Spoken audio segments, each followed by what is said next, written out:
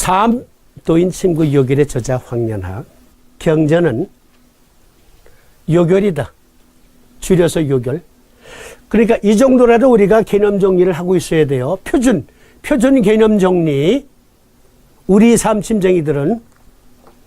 그리고 삼침의 발명자는 출가 전 이름은 창원 황씨 못 연자 배울 학자를 쓰셨던 황연학 선생이시다. 득도 후에는 임난에 참전하셨고 사명당의 조력자로 활동하시고 종전 후에는 건봉사에서 대민의료봉사를 하셨다. 그런데 여기 득도, 어떤 것을 득도하셨어요? 자신과 세 동생의 장질의 병인을 규명해 내신 거예요. 그래서 득도를 했는데 마침 전쟁이 발발한 겁니다. 임진왜란이. 그래서 사명당의 조력자로 활동하시고 끝난 후에는 건봉사에서 대민의료봉사를 하시고 그 임상일지를 필사본으로 남긴 것이 오늘날 여기 요결로 정리되어 있는 겁니다. 그런데 자신과 세 동생 그리고 장조카의 병인을 규명하다 보니까 무엇을 깨달으셨어요? The cancer immunity cycle. 이걸 깨달으신 거예요. 우리 몸의 생명력의 현상은 면역과 끝없이 우리 몸을 괴롭히는 그 면역에 맞서는 항원과의 싸움이다. 면역력이 이기면 건강한 것이요. 면역력이 패배하면 불건강이다. 그런데 때때로 면역력이 반란을 일으키더라. 자가 면역증까지 규명해 내셔요. 개념 정리. 자, 삼침법 경전, 삼도인 침구 요결과 저자 황연학, 그리고 사명당과 삼도인 황연학의 삼침법 연구 원인. 네. 요걸로 일단 정리가 돼요. 아주 간단하잖아요. 그렇죠? 네. 그런데 여기 삼침의 기조가 무엇이냐?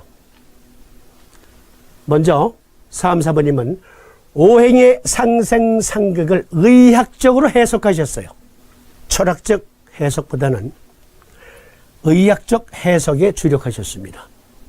그렇게 하심으로 인해서 장부들의 해부생략적 고찰이 필수적이었겠죠. 삼침, 삼도인과 똑같은 방법으로 공부하는 겁니다.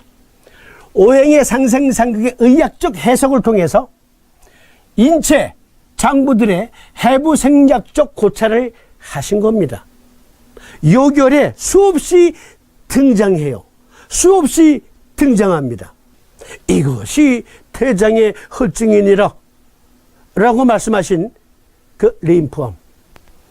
토마스 호스킨보다 150년 앞서서 이것이 대장의 헐증이니라, 이것이 림프암이니라 하고 선포하십니다.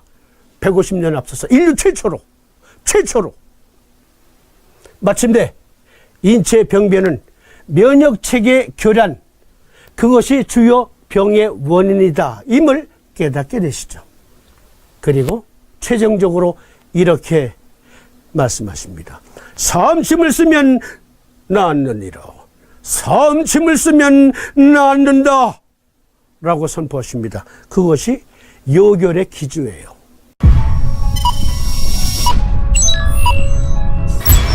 다시 피드백. 그러니까 일단 삼침 개념 정리, 삼침이란 무엇인가라고 물으면 우리 이러한 통일된 견해를 가져야 됩니다. 삼침의 경전은 요결이다.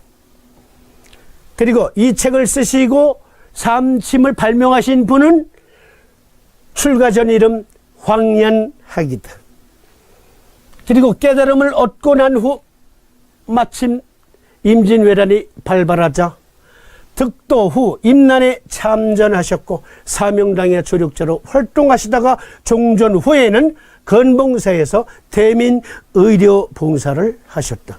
그때 쓰신 임상일지가 오늘날 이 책으로 엮어진 것이다. 득도, 무엇을 득도하셨냐고요? 왜 선배길을 걷던 분이 의자가 되셨냐고요? 의학자가 되셨냐고요? 자신과 세 동생, 장조카의 병의 원인을 규명하기 위해서. 그렇게 하기 위해서는 어떠한 공부를 하셨다고요? 수많은 서적을 갖고 가셨는데 그 중에는 황제내경, 주역도 들어있었습니다. 오행의 상생상극을 철학적 의미에 앞서서 의학적으로 해석해보자. 우리 몸에서 어떠한 메커니즘을 오행의 상생상극으로 표현했을까를 연구하셨어요. 공부하셨어요. 그리고 인체 장부들의 해부생리학적 고찰을 통해서 그것을 증거하셨습니다. 그런 연구가 밑거름이 되어서 토마스 호지킨보다 150년 앞서서 림프암을 규명해내십니다. 그리고 면역체계 교란이 우리 몸의 주요 병인 있다라는 것을 깨닫게 되시죠. 그리고 수많은 임상 사례들을 통해서 삼침을 쓰면 낫는다 라고 선포하시죠. 그렇습니다. 삼침은 12경맥의 각각의 고유 에너지들, 그 에너지들이 상호 기량적 관계를 가지고 있으면서 우리 몸의 생명력을 유지하고 있다는 그것을 실사구시로 보신 거예요. 실사구시로. 어떤 병을 볼 때 실학적으로 규명해내셨다고. 실학적으로. 우리도 그분의 제자라면 마땅히 실학적으로 삼침 개념 정리를 하고 삼침을 공부해야 되겠습니다. 그렇게 삼침을 공부해야 되겠습니다. 여기 12경맥의 각각의 에너지 의미는 삼도인 침구 요교를 실학적으로 해설한 여기 삼침의학 책에서 확인하실 수 있습니다. 개론 총론편에 아주 자세히 설명되어 있어요. 그거 참조하시고요. 네, 삼침 개념 정리 첫 시간은 여기까지이고요. 다음 시간에 우리는 두 번째 주제, 삼침법은 암 치료를 위해 연구되었다 라는 대주제로 삼도인은 암 환자였다. 삼도인은 어떻게 암을 극복했나? 다음 시간에 역시 삼침법 개념 정리를 위해서 이거 아주 상세히 토론해보는 시간을 갖도록 하겠습니다. 네. 그러면 오늘 시간 이것으로 마치는데요. 공지사항이 있습니다. 공지사항. 저를 좀 봐주세요. 여기가요. 강원도 고성군 간성읍 진부령로 2166 구 주소로는 강원도 고성군 간성읍 광산리 746-2번지입니다. 제가 태어난 데는 여기에서 차로 5분 거리에 있어요. 5분 거리에. 네. 그 5분 거리에 간성향교라고 있는데 삼 스님이 되시기 전에 청년 황현학이 공부했던 학교예요. 간성향교가. 네. 바로 그 간성향교에서 걸어서 몇 발자국 떨어져 있는 곳이 제가 태어난 곳입니다. 여기를 삼침 메카로 전 세계에서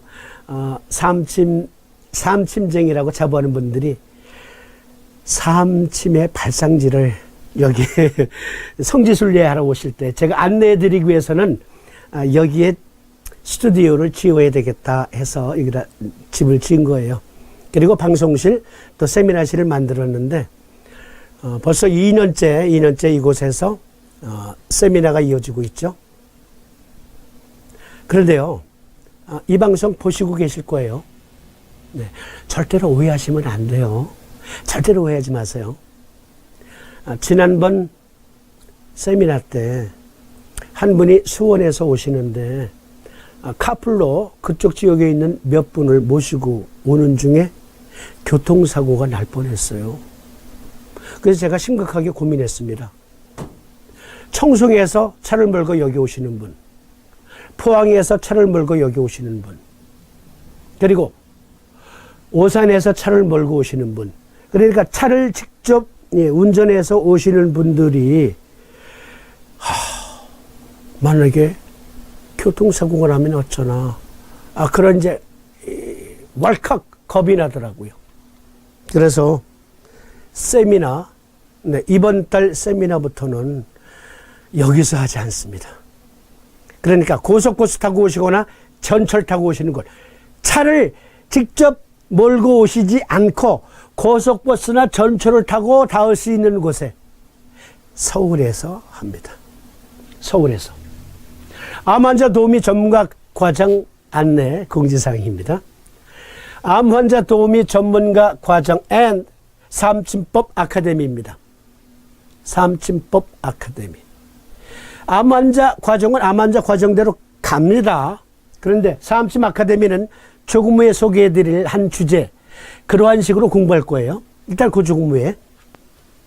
장소는요, 서울시 종로구 도남문로 11 갓길에 59, 구 집원으로는 종로구 익선동 55번지 현대트레비앙이라는 곳입니다.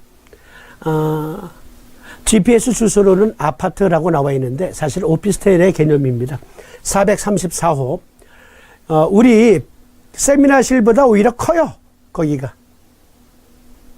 강의실이 쾌적하고 교통 4통 8달이고 오시는 방법 안내드립니다. 오시는 방법. 자, 청송에서 고속버스 타고 동서울터미널까지, 그리고 2호선 강변역에서 타시고 왕십리에서 5호선으로 갈아타면 세 번째 정거장이 여기 종로 3가잖아요. 그 차를 가져오실 필요가 없어. 차를 가져오실 필요가 없다. 전국 어디나 4통 8달이다. 자, 여기 6번 출구로 나오시면 여기 노란 표시 있죠? 대로예요. 일단 대로로 나가세요. 그래서 여기에서 300m를 올라가면 첫 번째 골목이 나와요. 그러니까 여기서 300m 가면 첫 골목이 나와. 그걸 지나쳐 100m를 더 가. 그러면 두 번째 골목이 나오는데요. 그 골목으로 꺾어 들어가서 제일 큰 건물 현대트레비앙 434호. 문의사항은 제게 주시면 되겠고요. 참가하는데 참갑이, 소정의 참갑이 있습니다. 우리가 저녁은 먹고 헤어질 거거든요. 네. 그러니까 식비 정도는 준비해 오시면 돼요. 곧 오시는 분들에게 상세 안내해 드리겠습니다. 그리고 학회 총무가 기존에 오셨던 분들에게 또 안내 문자 보낼 거예요. 절대 오해하지 마시라 그랬잖아요. 만약에 그날 사고 났으면 아이고, 생각만 해도 끔찍해. 그러니까 서울에서 또 카풀로 오잖아요. 여기 올 때. 김민미 선생이 카풀로 선호부를 또 모시고 오잖아요. 만약에 사고 나면. 그래서 차를 이용하지 않고, 자기 개인 차량 이용하지 않고 고속버스 그리고 전철을 이용해서 닿을 수 있는 곳. 네, 그것으로 했고, 차라리 내가 가자. 여기서 고속버스 타고 가면 되거든요, 저도. 이곳은 1년에 한 2차례 정도. 그러니까 여기 삼굴 우리가 탐방할 때 등등 해서 1년에 한 2차례 정도만 이곳에서 정모를 교만 모임을 하기로 하고 정규 세미나는 앞으로 계속 이곳에서 합니다. 네. 서울에서 하는 이만큼 많은 참여, 접근성 때문에 그 먼 곳까지 그러셨던 분 서울이에요. 서울 한복판 종로 3가예요. 오시기 아주 쉬워요. 전철 타고 오시면 돼요. 전철역에서 내려서 걸어서 3분 거리예요. 정확히 말하면 3분 한 15초 정도 걸려요. 네. 무지무지하게 편한 곳에서 하니까 그냥 몸만 오세요. 네. 자, 그러면 여기에서 삼침 아카데미는 어떠한 방식으로 진행하는가? 네. 팟빵닷컴에 따끈따끈하게 올려져 있는 리뷰를 통해서 미리 예고해 드립니다. 예고편.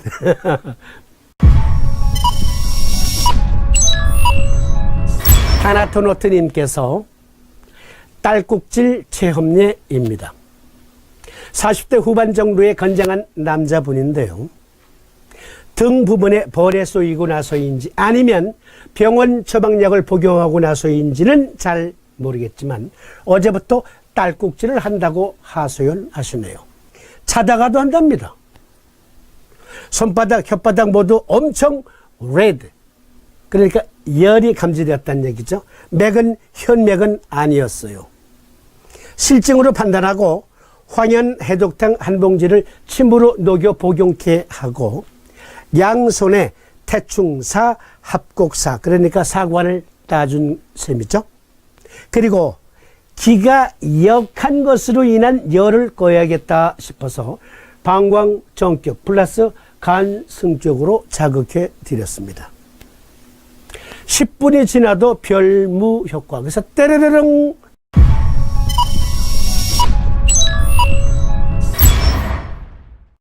그래서 제가 소시오탕 한 숟가락 드시게 하고 간정격 놔요. 그렇게 제가 도움을 드렸어요. 소시오탕 한 봉지를 침으로 녹여 복용케 하면서 간승격 대신 간정격으로 변경. 딸꾹질 하시는 분 말씀이 마지막 혈자리 즉 경거혈을 자극하자마자 멎었다고 하시네요. 여기 요결에 보면 삼도인의 임상례 중에 이런 말이 나와요.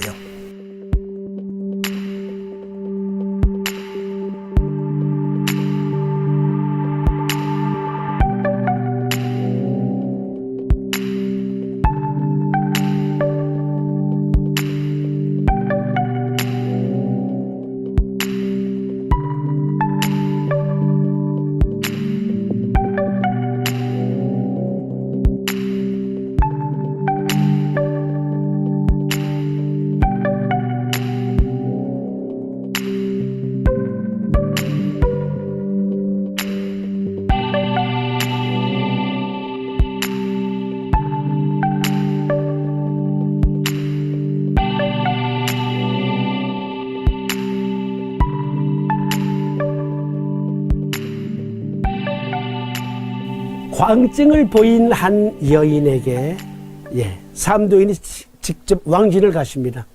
그런데 아무나 보고 욕을 하던 그 여자가 삼도인을 보자마자 마치 신랑이 찾아온 것인 양 신부의 예로 납배하는지라. 고분고분해졌어. 그리고 포스가 있으셔서 그랬을까? 어쨌든 상화치법으로 이제 침을 쓰셨는데 보살을 다 하기도 전에 소연히 잠이 들더니 라는 표현이 나와요. 그러니까 그것과 같은 표현이에요. 마지막 혈자리 즉 경거혈을 자극하기 전에 즉 보사가 미쳐 다 끝나기도 전에 딸꾹질이 멎었다. 분명히 현맥도 안 잡히고 허증도 아닌데 대시호탕에 비해 허증 처방인 소시호탕 괄호 열고 인삼과 바나나를 포함 괄호 닫고 소시호탕과 간정격으로 해결되다니 아직도 의아합니다. 그래서 요 밑에 댓글에 박홍주님께서 이제 또 리뷰를 달아주셨고 다시 또 다나토노토님이 리뷰를 달아주셨어요. 그런데 이것만 가지고 토론해 봅시다. 그러니까 삼침 아카데미에서 이런 거 공부한다는 거예요. 우리가 딸꾹질 어떻게 소시호탕으로 간정격으로. 먼저 국가건강정보포털에서 딸꾹질의 개념을 같이 살펴보겠습니다. 보실까요? 딸꾹질의 개념과 발생 원인. 호흡 운동은 가슴과 배의 경계에 있는 횡격막 근육과 갈비뼈 사이 근육의 수축과 이완에 의해 일어나는데 본인의 의지와 다르게 횡격막 근육과 갈비뼈 사이의 근육이 갑자기 반복적으로 수축하면서 숨을 쉬려고 할 때 갑자기 성대가 닫히면서 힉 하는 소리가 나는 것이 딸꾹질입니다. 딸꾹질은 위가 부풀거나 음식에 의한 자극, 심리적 원인이나 온도 변화, 신경계 이상, 약물 등에 의해 발생할 수 있습니다.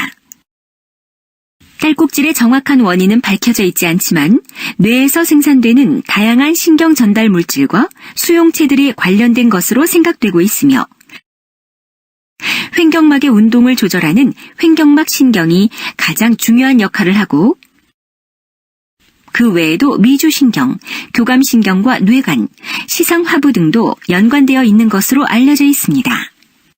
네, 그렇습니다. 딸꾹질은 여러 원인이 있어요. 그러나 일단 주 작용하는 것이 여기 횡격막이에요.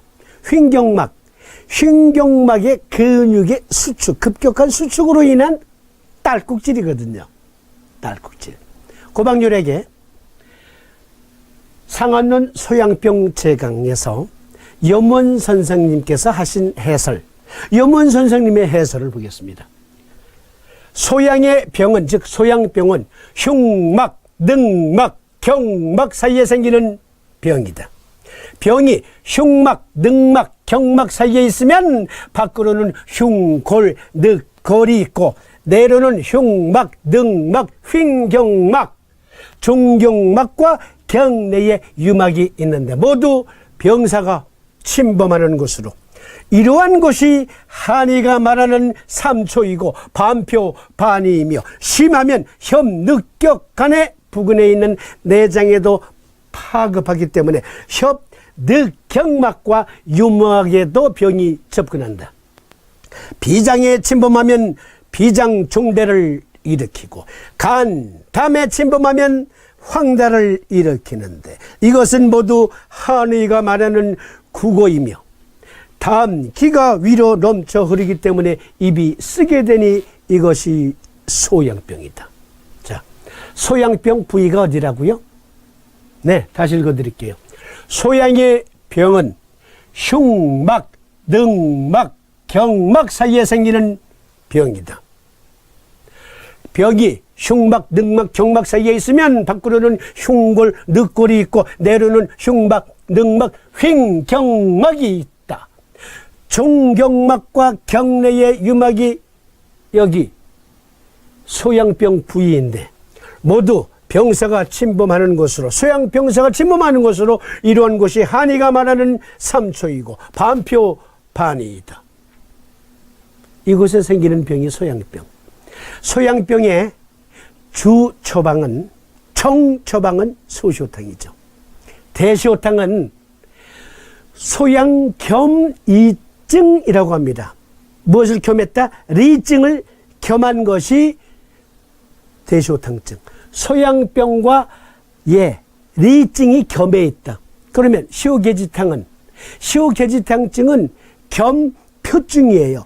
소양 겸 표증. 소양병도 있고 태양표증도 있다. 그러면 소양병 정증에는 소시오탕을 쓴다. 그런데 그 소시오탕의 주증을 보겠습니다.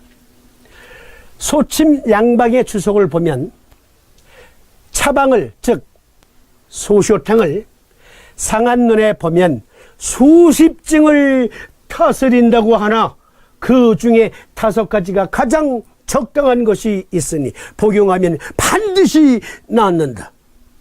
첫째는 몸에 열이 나고 심중이 역하며 구토하는 사람도 복용하며, 갈하여 물을 마시면 구하는 사람은 복용하면 안 되고, 몸이 온열하지 않은 사람은 복용하면 안 된다. 소시오탕 무거운 약이에요. 이거 양량도 많고요. 또 이거 2번 달아요. 아주 진한 약이에요. 이것이 따뜻한 약이 아니고 몸을 서늘하게 하는 약이거든요. 다시 읽어드릴게요. 첫째는 몸에 열이 나고 심중이 역하며 구토하는 사람도 복용하며, 그러니까 소시오탕증에 있어서의 딸꾹질. 네, 심중이 역하며 국가건강정보포털에서 자세히 설명이 되어 있었죠. 그리고 구토하는 사람도, 이거 횡경막과 식도에서 일어나는 일이에요. 횡경막이 수축을 하게 되면은 식도에서 휘파람 소리가 나는 거거든요. 식도와 여기 그 목젖 그 사이에서 어쨌든 그 수축이 거기까지 파급돼서 휘파람 소리가 나면서 딸꾹 하는 거거든요. 몸이 온열하지 않은 사람은 복용하면 안 된다.